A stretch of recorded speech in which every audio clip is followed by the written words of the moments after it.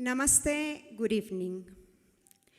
The Embassy of India, Bogota, and the Indian community in Colombia is honored to welcome His Excellency Dr. Subramaniam Jaishankar, Minister of External Affairs of India, on his first visit to Colombia. I would like to invite to the stage Anjali Danzas de India, a local dance group who will perform Nagara Sang Dol.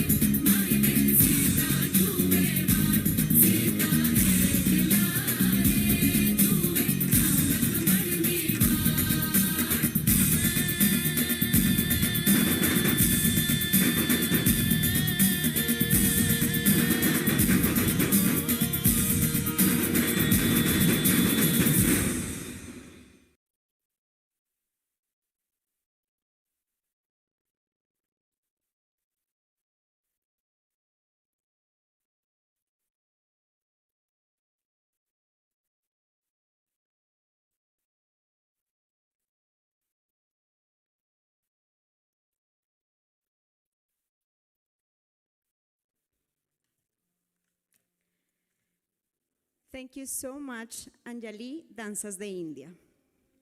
Now, I would like to invite the Ambassador of India to Colombia and Ecuador, His Excellency Banlal Huma, for his welcome remarks.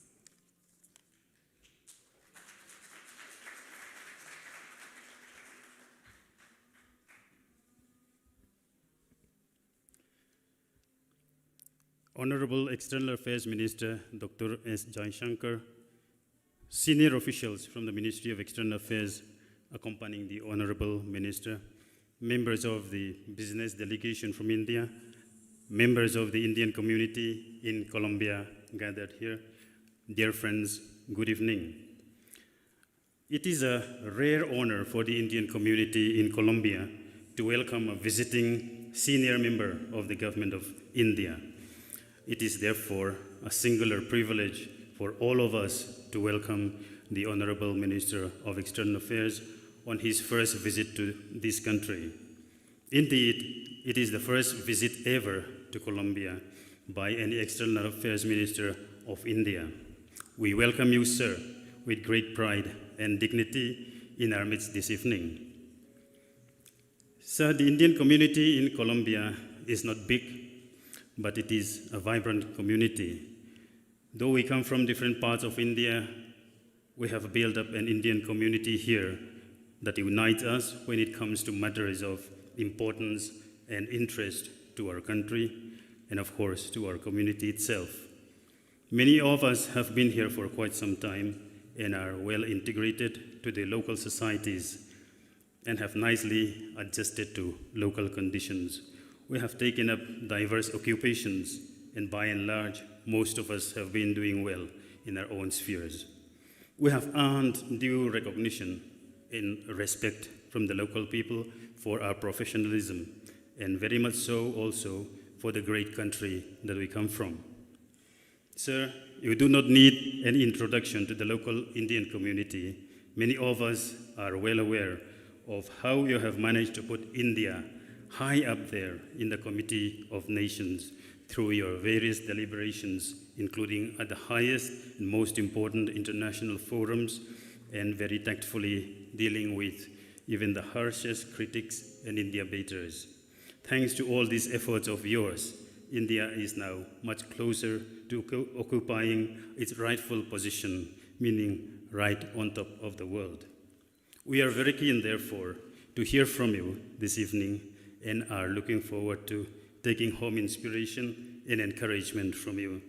May I therefore request you, sir, to now address the gathering.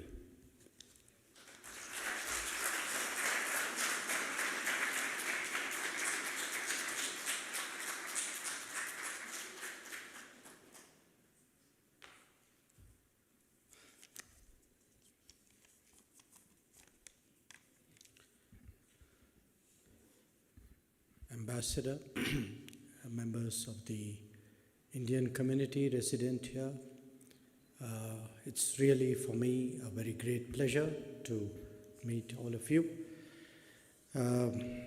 Typically, I tend to meet the community at the end of my stay, but I know that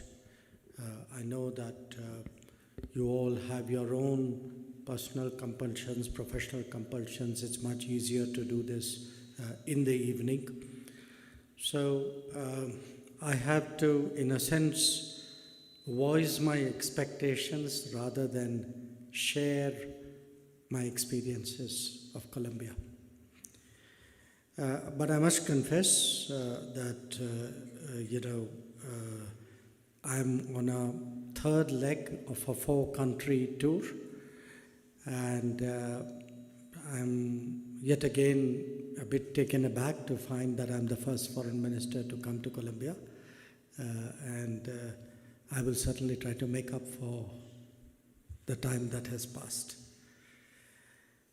I think, if you look in terms of what a foreign minister does when they come on a visit, obviously there is the larger objective of promoting good relations.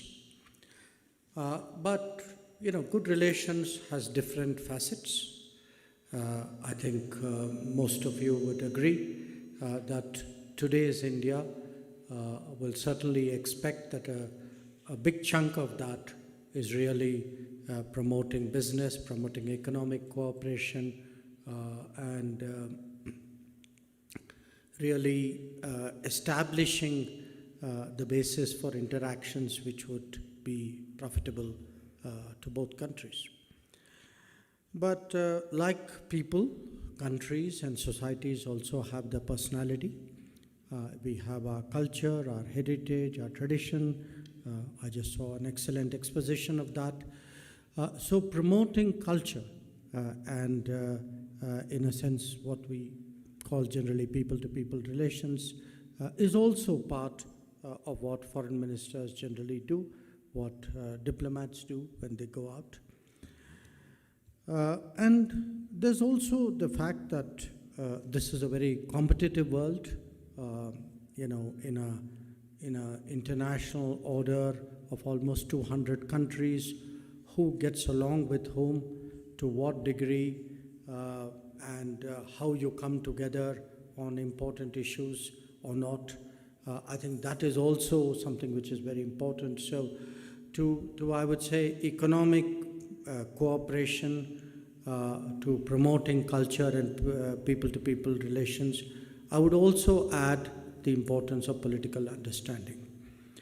So those are really, in a sense, generic objectives which you do wherever you go out, and certainly that's what I will be doing tomorrow and day after out here in my various meetings. So let me start really by sharing with you what is it, what goes through our mind, certainly my mind, when I think about this region. As someone who started off more than 4 decades ago in diplomacy, I think that era when you thought of Latin America as far away is now definitely behind us.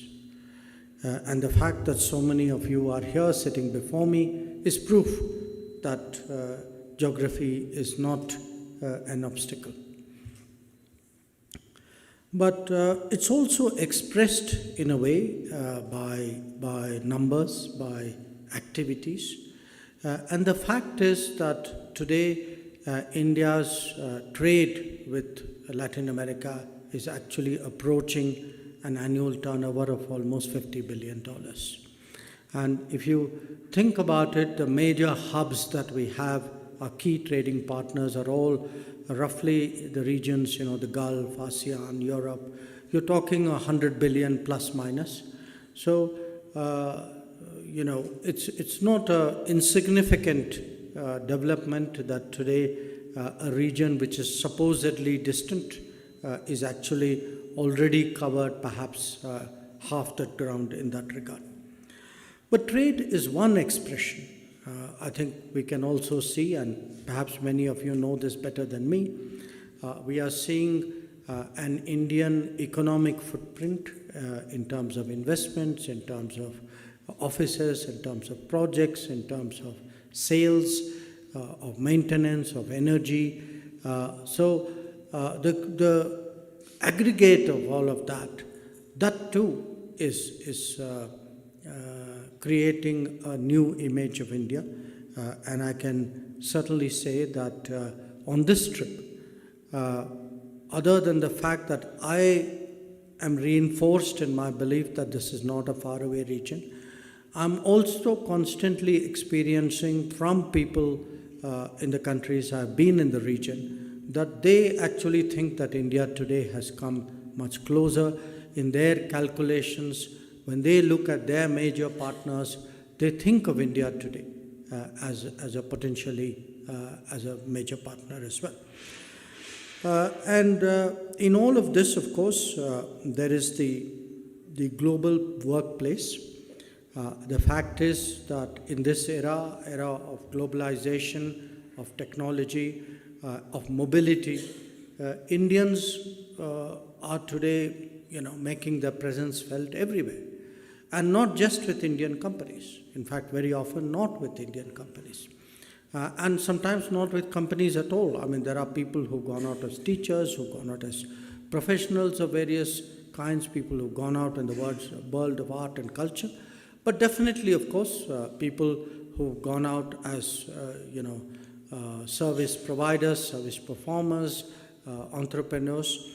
And this Indian global footprint is actually what is distinguishing us today. Because a large part of the world really sees in some form or the other the presence of India. They identify individuals, they identify organizations and corporates. So for them, India is no longer a concept, it's not something you read about, it's not something you talk about. It is actually has a personal meaning, it's actually an experience in many ways to many societies and countries, and that's a very big change.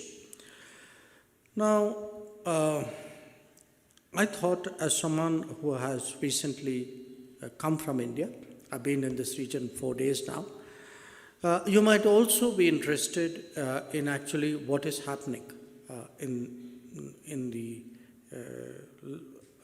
the motherland.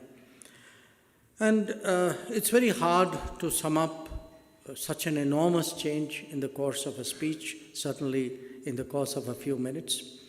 But if I were to pick 5 or 6 really important points, and particularly I say this for the benefit of people who live some distant away, even though I know you're all very deeply connected to India.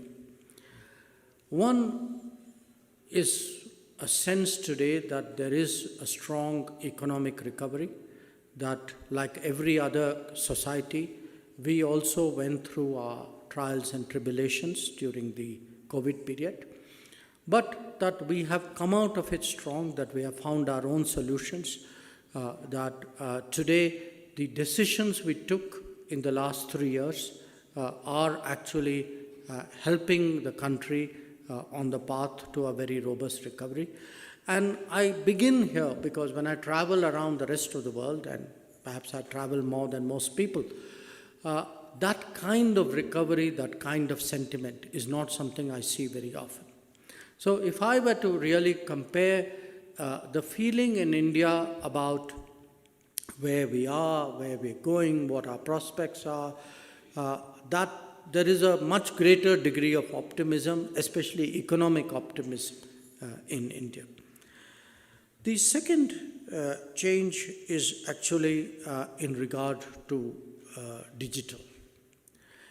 The last 3 years, you have no idea how amazingly digital India has got. Digital, it's not in a tech sense, it's not even in a business sense. It is actually from the point of view of the ordinary citizen. The number of people who, find all answers to life in what they are holding in their hand, that has suddenly exploded. That people, because during this COVID period, a lot of people were, looking through the digital medium to conduct their lives in some form. They were looking for education, they were looking at health, they were looking at government information, they were looking at vaccination notices, when will my place in the queue come? But it has also, transposed to something much bigger, because it has become actually today a medium of public delivery. That if you go to villages of India, and I do a fair amount of internal travel other than global travel. If you go to villages of India today, actually villagers know what are their rights and entitlements, because that is digitally communicated to them. They know today it is their day for the Asha worker to come. They know today that it is their right, that their turn for a gas cylinder, or that they are supposed to go and they have become a beneficiary of a housing program, or they are entitled really to government support for fertilizers or seeds. So the sense, which perhaps there was maybe a decade ago, maybe even 5 years ago, that digital was primarily for, in a sense, urban middle class. I think we have actually managed to democratize and almost universalize technology. And that is really an amazing story. And I must tell you, when I go and talk to other governments, perhaps more than anything else, This is an aspect of India which people find very fascinating. I've come recently out of a tour of Africa, and before that I was in the Middle East. And there's a lot of interest, how are you doing it? What is the technology? Can we access it? Which are the companies? And this is done also from a governance point of view, that it is able to deliver to the intended beneficiary. And therefore, in that sense, the wastage, the corruption, that's come down very dramatically. The third aspect, the third big change which anybody would see in India, and this has always been the perennial complaint of non-resident Indians, this is the infrastructure.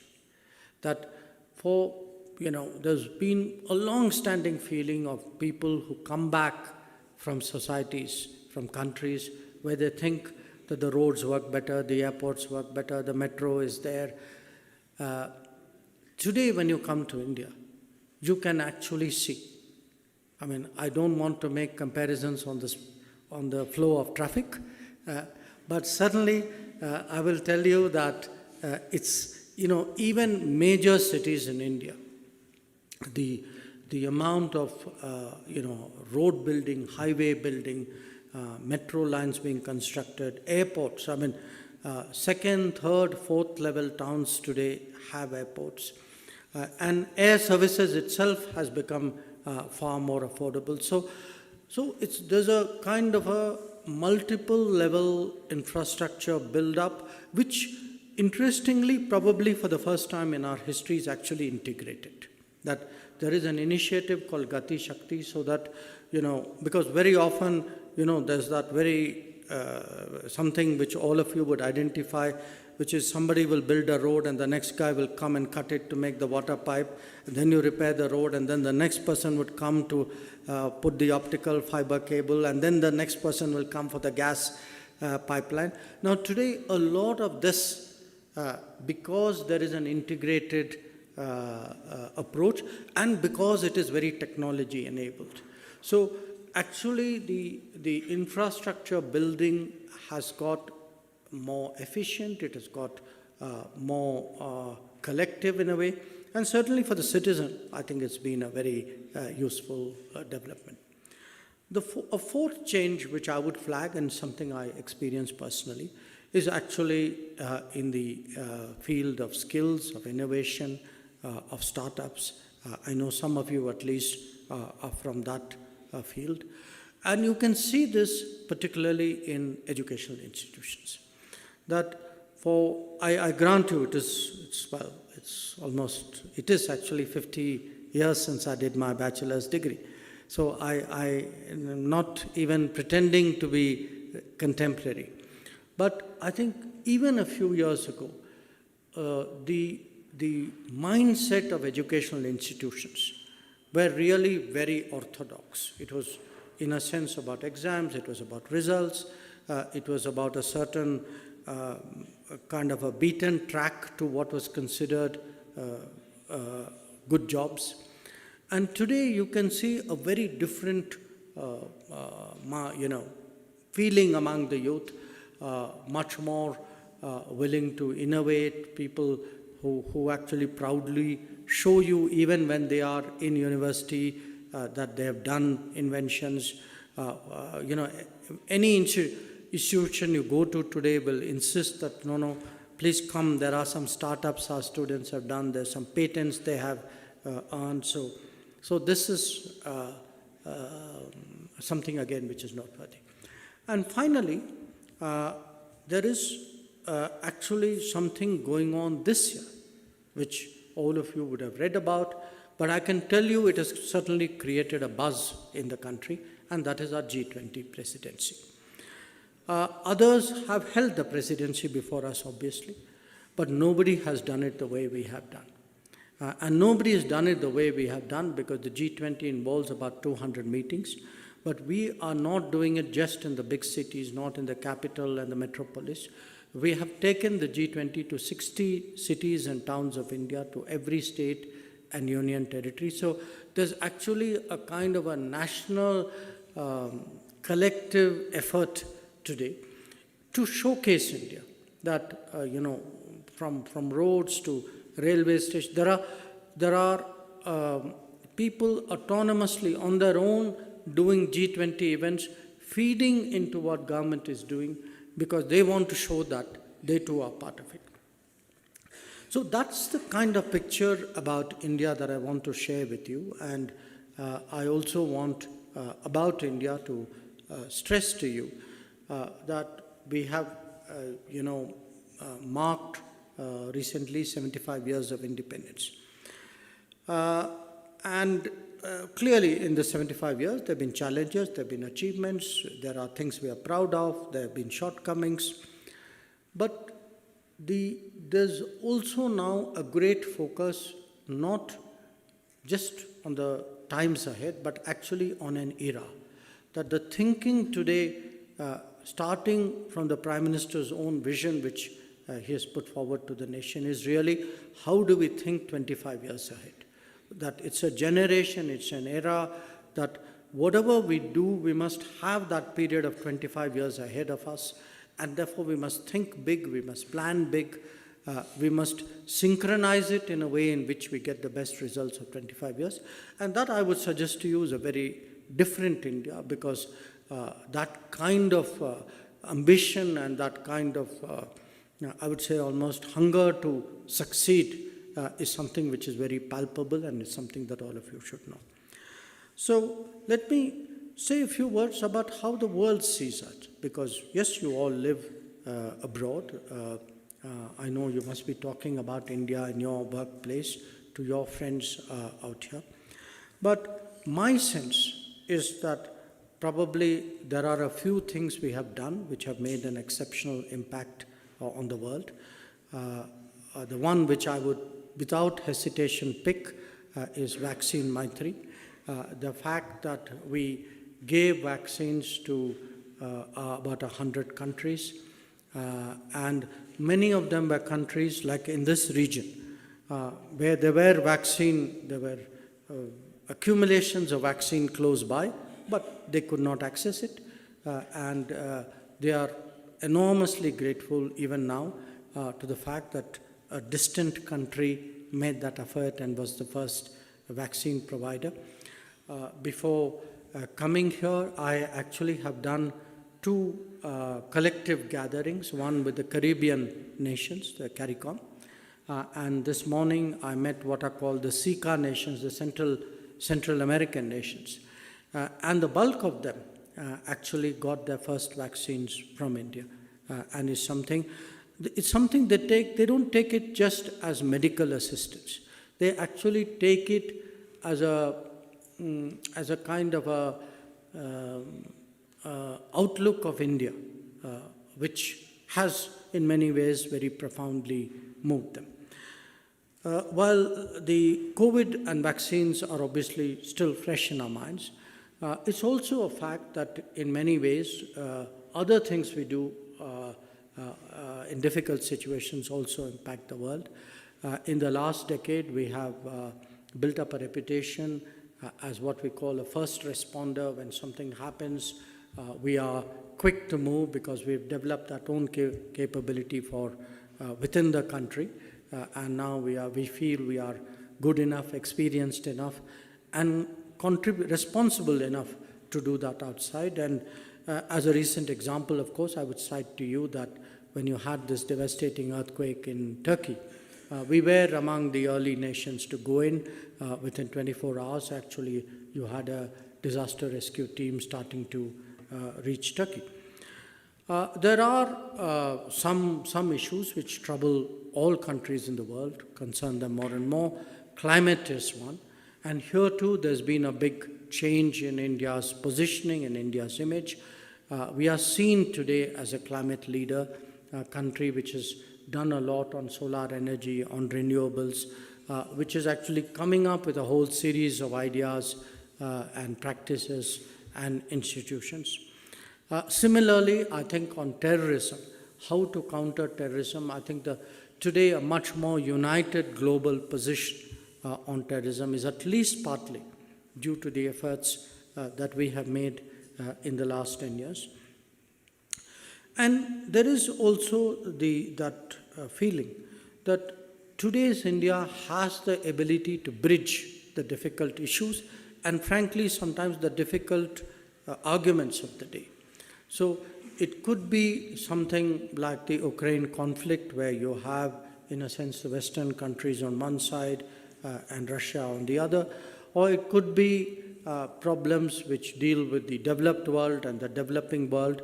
But in all of this, from all quarters, there is today that feeling that India is a country which in some way or the other can serve as a bridge, as someone who brings differing opinions together, helps to find a solution, and to some extent that's exactly what we helped to do in G20 last year.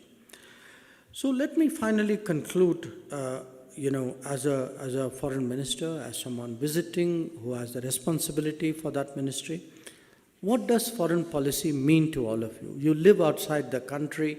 A lot of what I said may be very interesting, maybe not. You may take pride in it, but I think you should also ask yourself how much of it impacts you existentially. That your daily life, tomorrow, next week, next month, what difference does it make to you what we do? And I would suggest to you today that this India, this picture that I present to you, the picture at home, the picture abroad, has actually contributed to our collective standing, and that's to your individual benefit as well. That in the eyes of people around you, if you are walking a little bit taller today, in some part, it is what is happening in your country, with your country, about your country. The second is about culture. It is about your comfort. It's about your rights. There is today a much greater inclination on the part of the world to make that effort to understand India.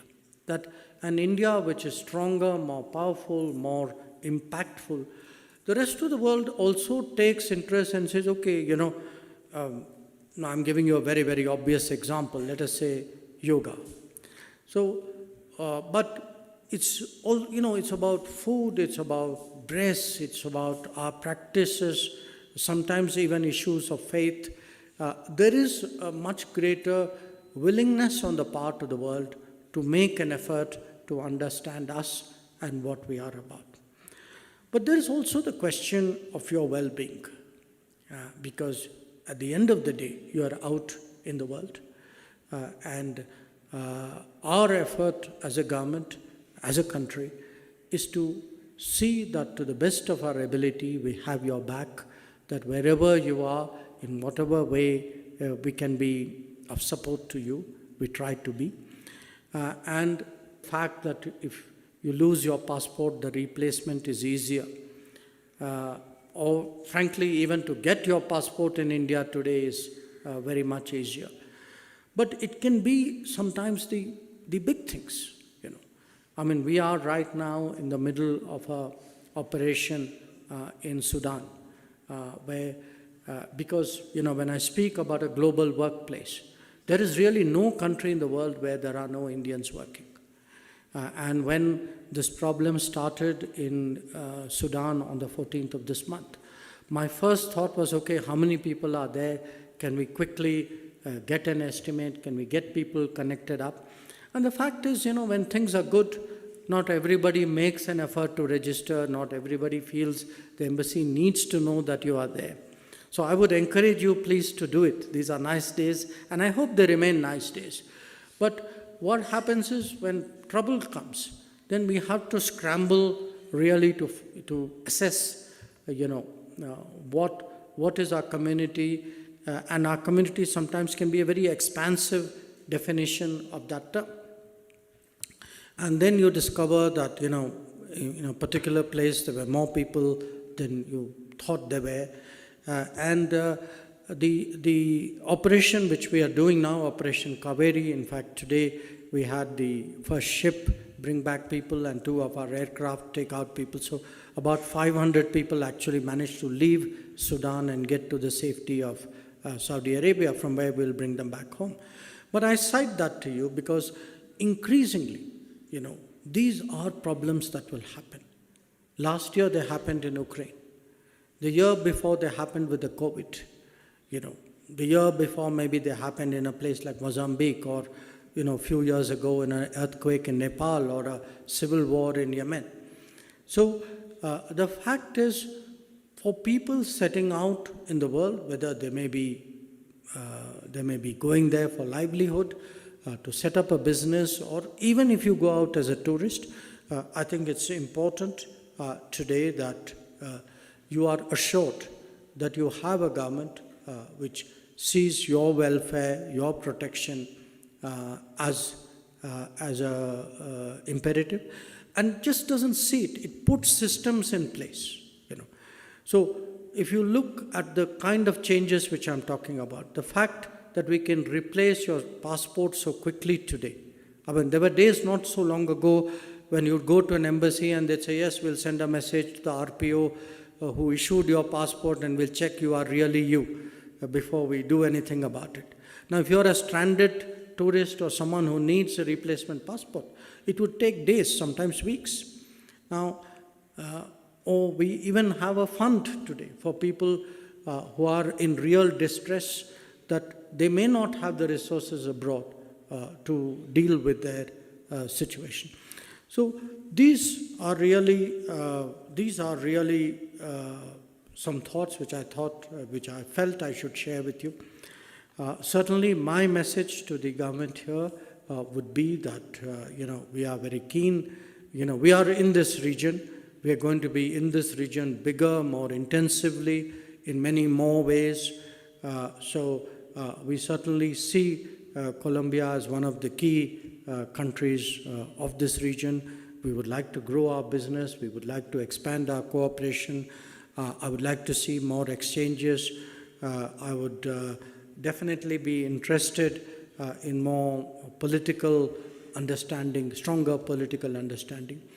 But when I overall present India to you, the state of India to you, I leave you with the thought that today you have an India which is in a way getting more ready for the world. And you have a world today which is acknowledging the changes in India and getting more ready for India. So overall, I would say, I like to communicate to you a good feeling about what is happening in your motherland. But I would like to conclude my remarks once again by expressing my appreciation, because, we are very frank about it, that the image of India in the ultimate analysis is made by the Indian community.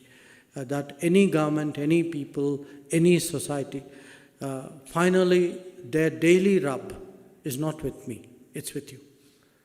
So their sense of what is, their sense of the progress of India, the capabilities of India, the personality, the traditions of India are actually your work, your life, your activities. So I'm really grateful to you, because in a way you do part of my job. So I come here to take credit for a lot of what you people do. So very big thank you. And I want to say once again, it's a great pleasure to be here. Thank you. I'll stand here.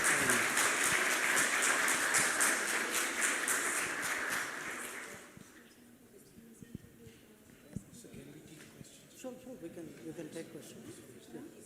Yeah. No, so, huh? No, don't worry. It's okay. You can give me. Oh, no, I'll handle it from here. Yes, I'll moderate. Why don't you come here then? Thank you, sir. Please.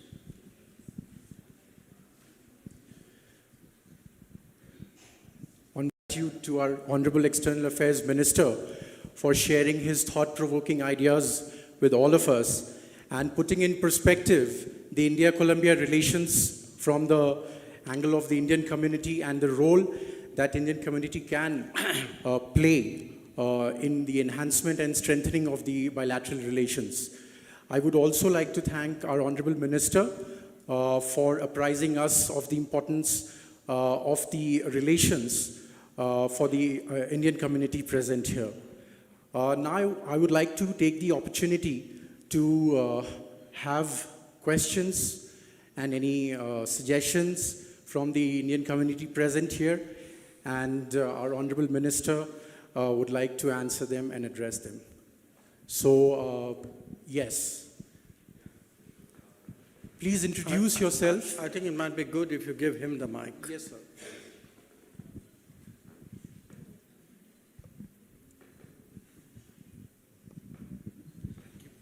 Hi, good evening, sir. I'm Amit Batra, right? I work for MNC in agriculture commodities, basically.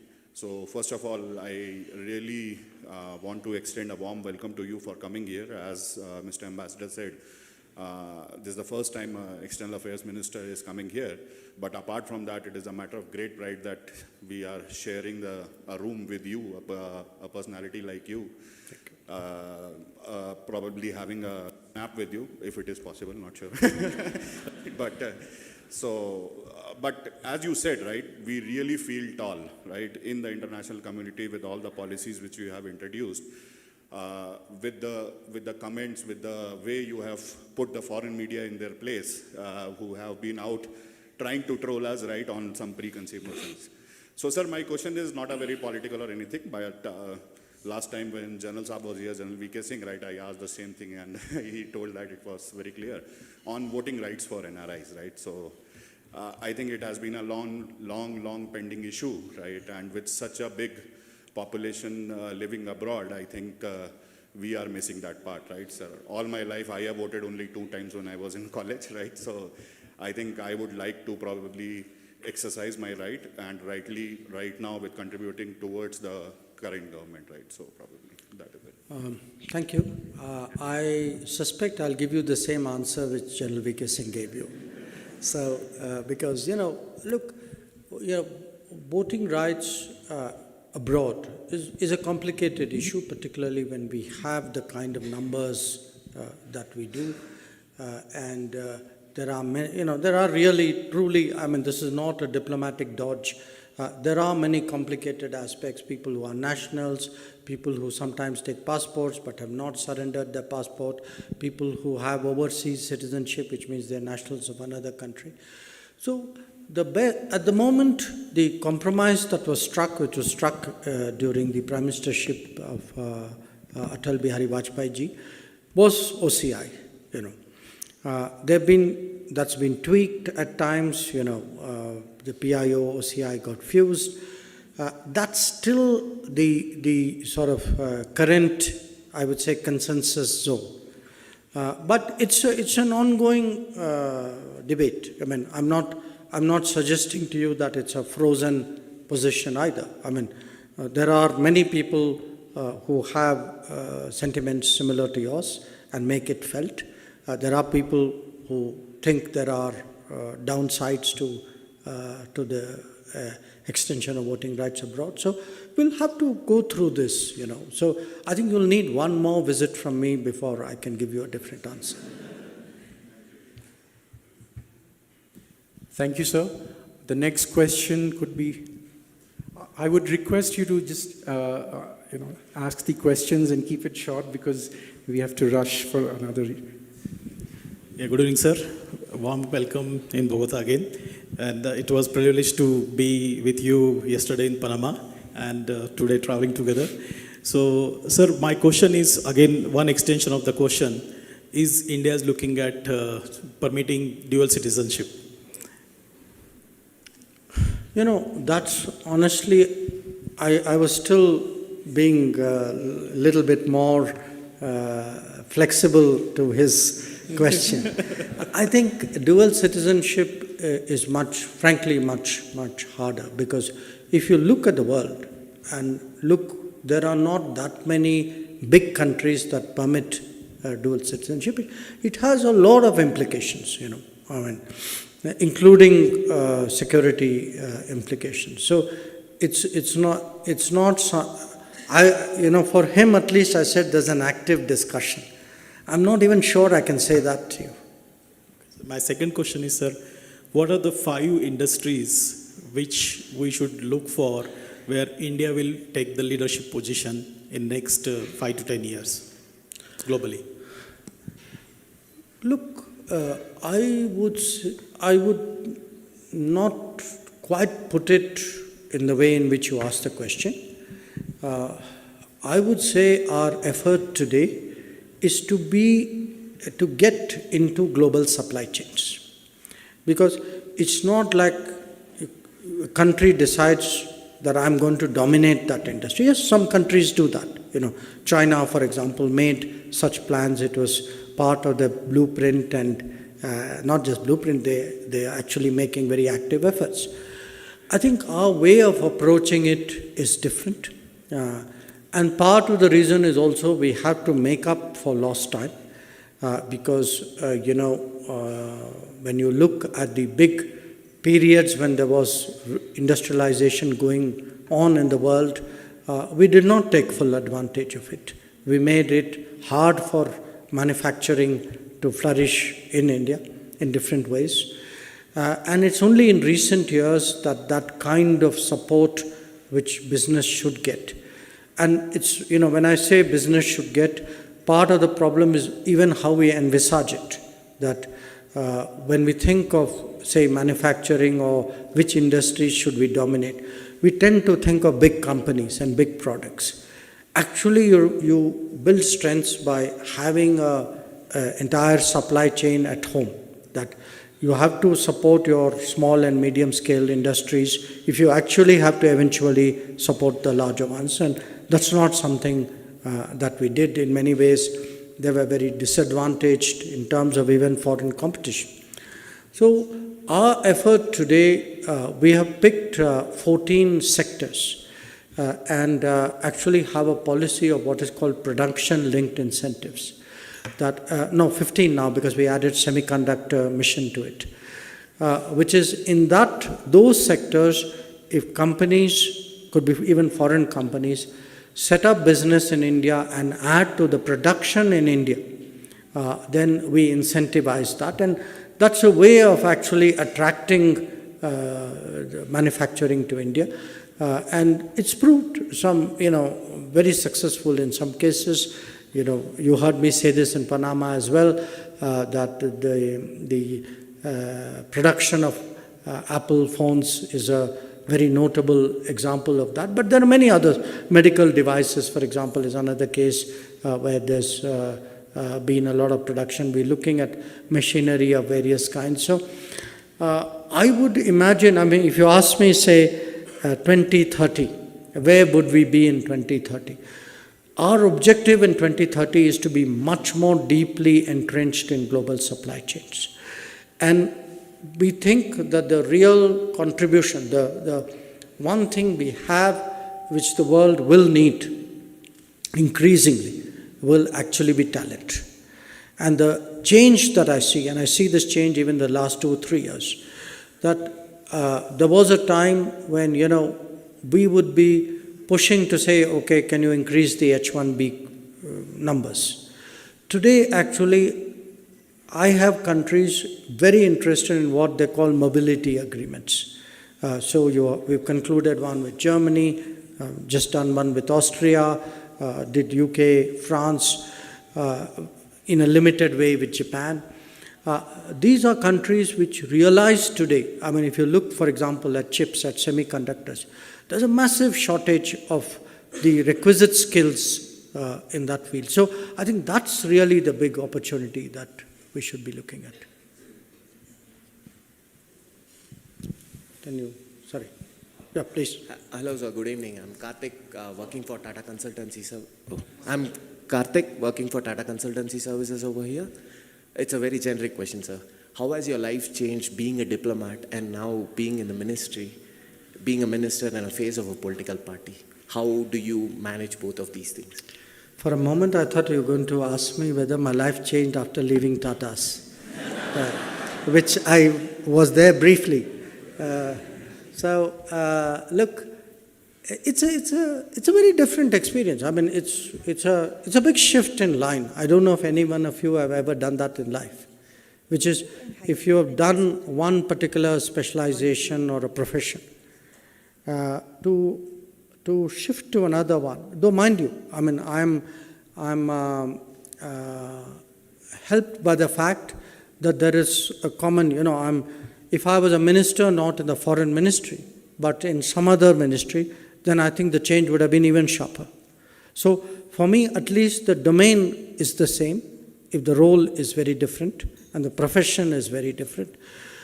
I would say at the end of the day, the really big difference is, and here I'm kind of speaking for all politicians,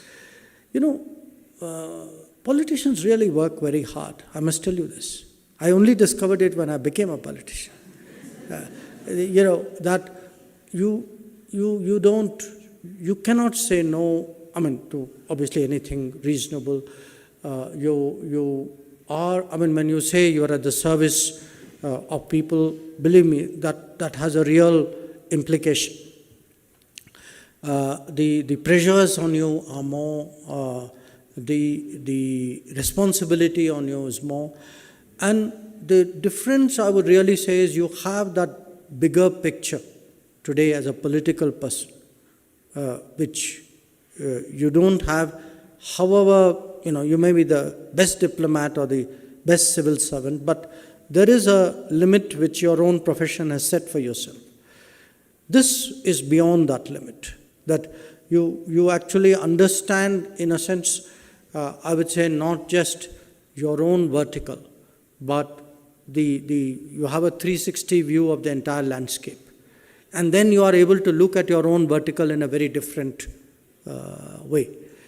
So it's that.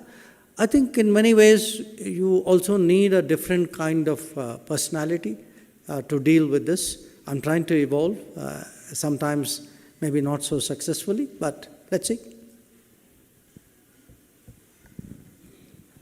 Thank you very much for everything that you do. I'm going to keep it short. So my question would be, Indian rupee is going global. What is the vision that India has? And what is the added responsibility that every one of us as Indian citizens should have? First of all, I'm not a finance person. But when we speak about rupee going global, it's a very long process. It's the different stages and different aspects of it. At this time, mostly there's the practice of settling trade settlements using rupee. The UPI, we are looking at actively at UPI partners so that transactions there are much smoother and of a more competitive nature. We're trying to promote the RuPay card because there's no reason why I should necessarily have a card which is not made in India if I'm capable of producing a card and maintaining a card that is made in India. I feel it would be a very gradual process. A global currency has an enormous consequence, is a huge responsibility. And you see, a lot of countries who spoke about it, it's not been that easy for them to do. They've been very, very deliberate about the direction in which we have moved. So I do not minimize the challenges of becoming global. And the last question, sir. Good evening, sir. My name is Jaideep Shukla. I represent Hetero, which is present in every market in Latin America. It's a pharmaceutical company from India. As many of us here, I get to listen to you as frequently as possible for me. And I would like to remember you as Mr. Dr. S. Jaishankar, and not just the Honorable External Affairs Minister of India. You've been, sir, out for more than 40 years, and I would like to learn from you. What do you think is that one thing which we as Indians should never forget to be consistently growing and becoming big becoming big globally?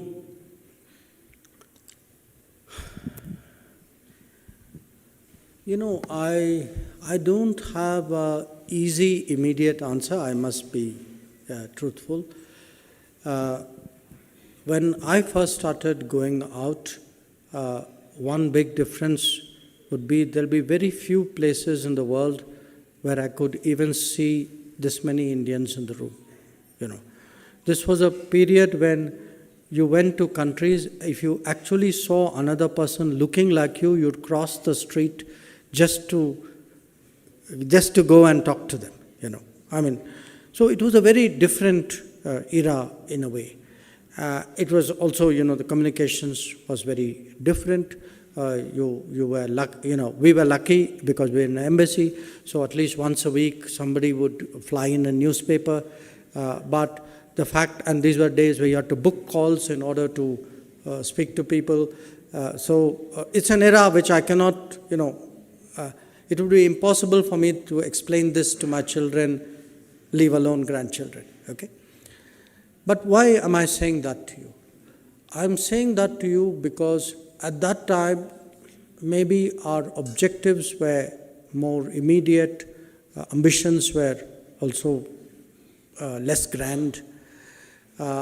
We were in many ways trying to survive well.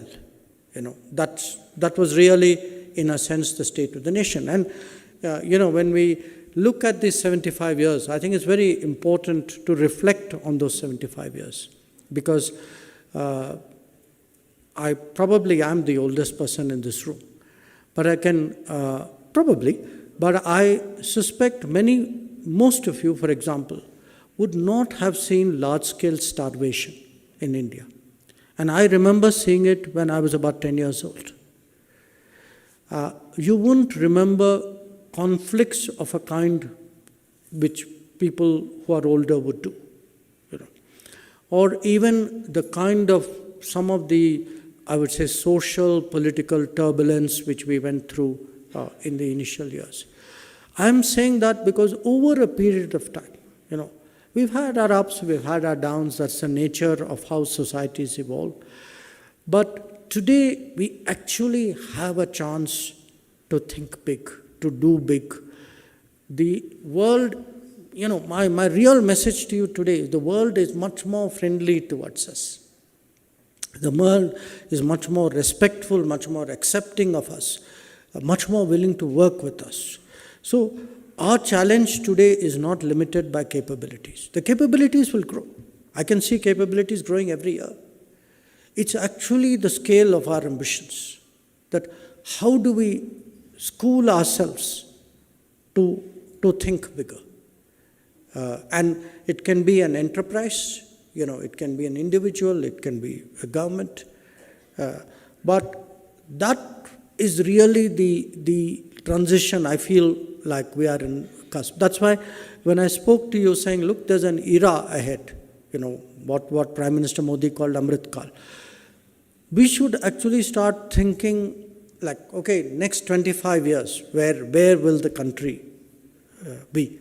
If enough people start thinking about it, there will be a behavioral change which will happen. And if there is a behavioral change, there will be real changes that would happen. So, all of us, as we get along in life, you would like to be younger. It's a very natural human feeling. But I'm telling you, I would like to be younger because I would love to see where we are 25 years from now.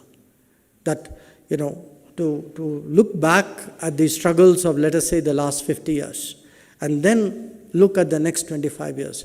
I think that's the inflection point at which we are today. And I must also say this. I'm very, the more I travel in India, the more I, see younger people, their mindset, their levels of confidence, sometimes I use very trivial examples. Actually, they're not trivial, but let us say trivial in inverted commas. I tell people, look, for example, at sports, how sports has changed. Once there was that self-belief that we were capable of winning. So it happens in business. You know, that there was a time when only really big companies went out. You know, you could not imagine, let us say, a company like yours going out 20 years ago. Even if they were capable, they wouldn't have had the courage to go out. So today, I mean, you go to places, I'm just amazed at what our people are doing. And it's a great source of strength, I must tell you. That, when you sort of, that question which my young friend asked from TCS at the back. Yes, when you are an ambassador, you have this feeling you represent the country. A great feeling. When you are a foreign minister and you feel that national self-confidence and that kind of spirit which today there is in India, believe me, it's a huge source of confidence and strength for me. So it's a long-winded answer, but I would really say, short answer, think big. So once again, really, thank you all very much. I know you've all taken out time late in the evening, but I want to say that, it's really been an enormous pleasure meeting you people, talking to you. I am very confident that, it will not take many years for someone in my position or me to come back here, or someone higher than me to come here. So I very much, hope that the community can contribute to the respect, to the image, to the credibility, to the strength of India. Once again, tomorrow, as I set out in my job, I can say that this experience for me has been very, very useful. Thank you very much.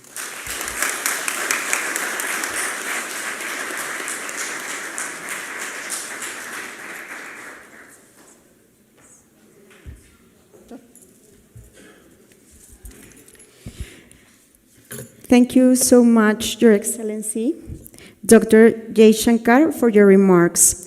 Now, I would like to invite you all for a group picture, please. By rows? Yeah. Maybe the first two rows can please come up.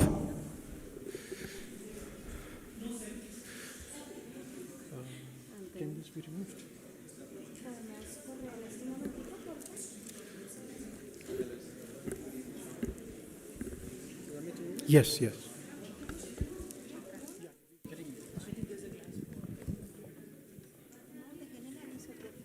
I was giving it to him.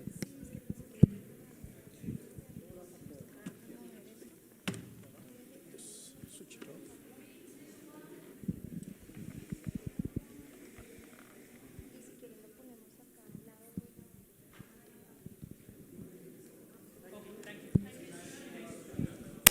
Now the next row may please come up.